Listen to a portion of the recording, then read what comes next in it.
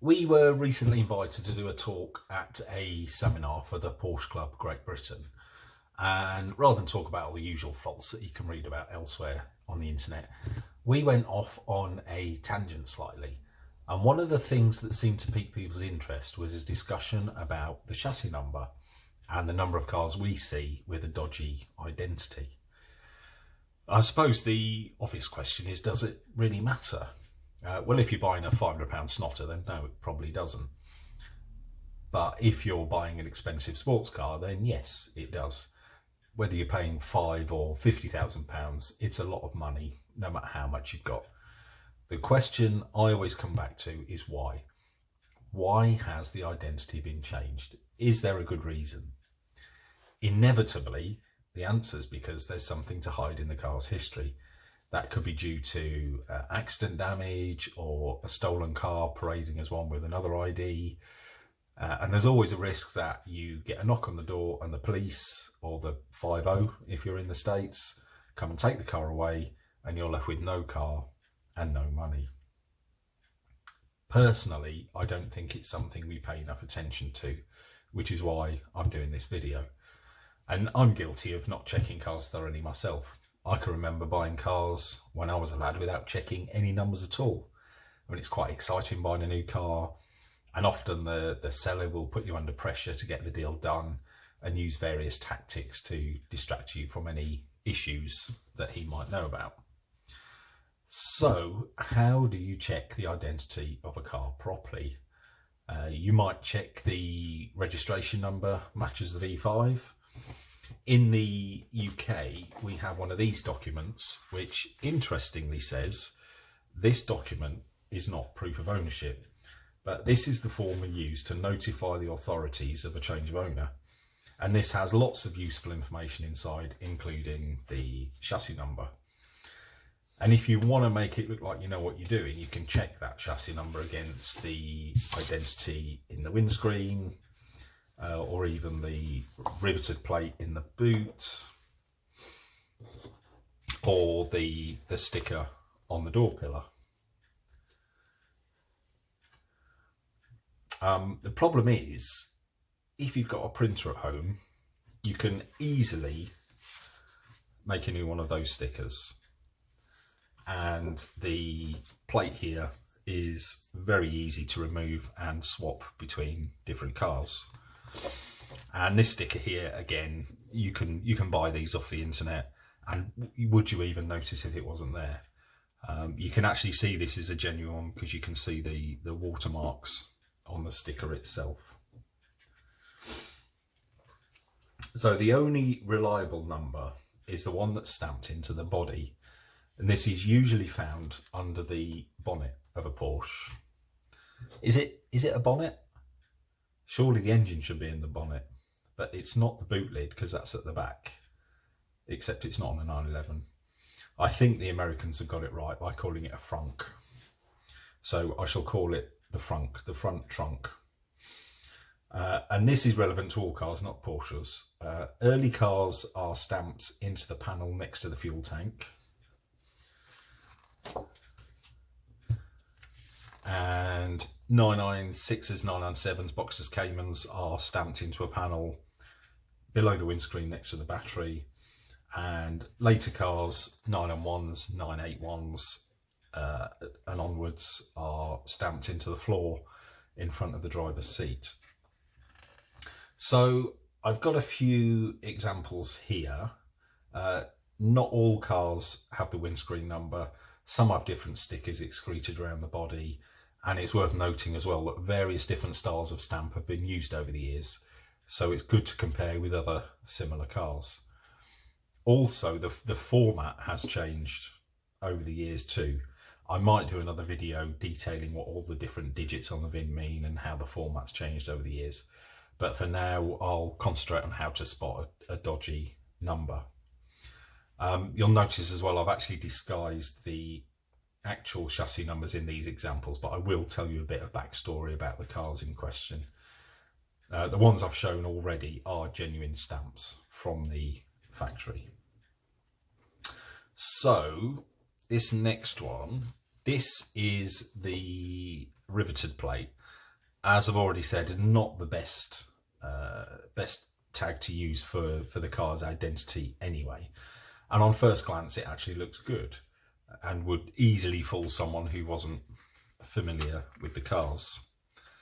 But if you pay a bit more attention, you can see that this is actually just made from a flat piece of metal that's been engraved, rather than the pressed style of the originals.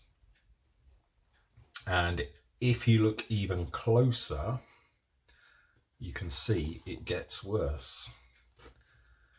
Notice they've misspelt the name Stuttgart. So this next one, what can I say? I mean, they have started with an original stamp, but they appear to have put the numbers in with an axe, I guess. This is actually a 964 RS. These are £150,000 plus. Would you want to be buying one of these with a dodgy identity? So this next one, as you can see, this is another Rogue one.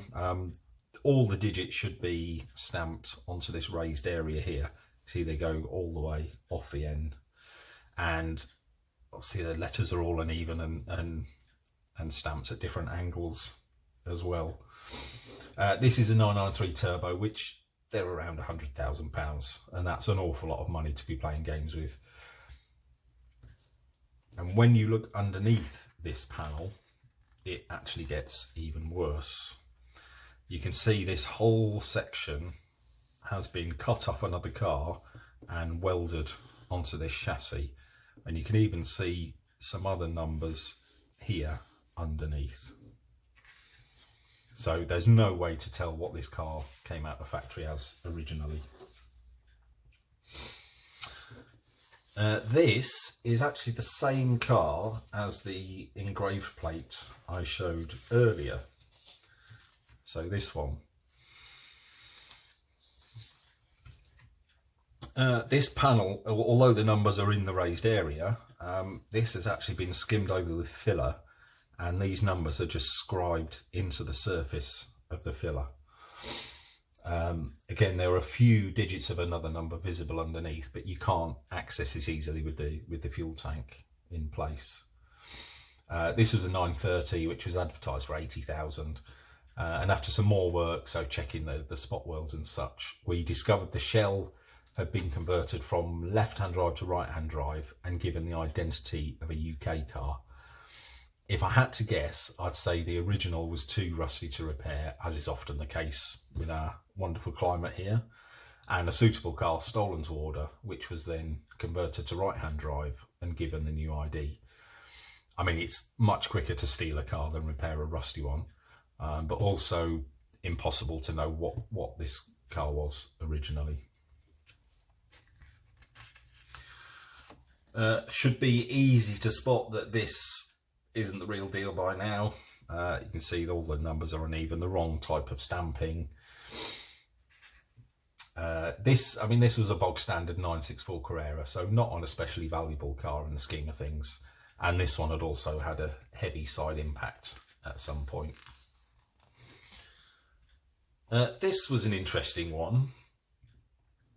Straight away you can see some of the digits are missing, but the remaining ones do kind of match the rest of the identity marks for the car. Now, we discovered this car had had a new body shell at some point in the past, probably due to accident damage, and a brand new body shell was purchased from Porsche, but for some reason only part of the VIN number was stamped in. So why am I showing you a blank picture? Well, this is a Porsche 914 and the chassis number should be stamped here. This had actually been hammered flat and then just painted over to hide the original number. And the only identity on the whole car was the riveted on plate. But this is also not the original. This is actually a reproduction for a 914-6. And the car is actually 9144, and this is a chassis number for a 9144.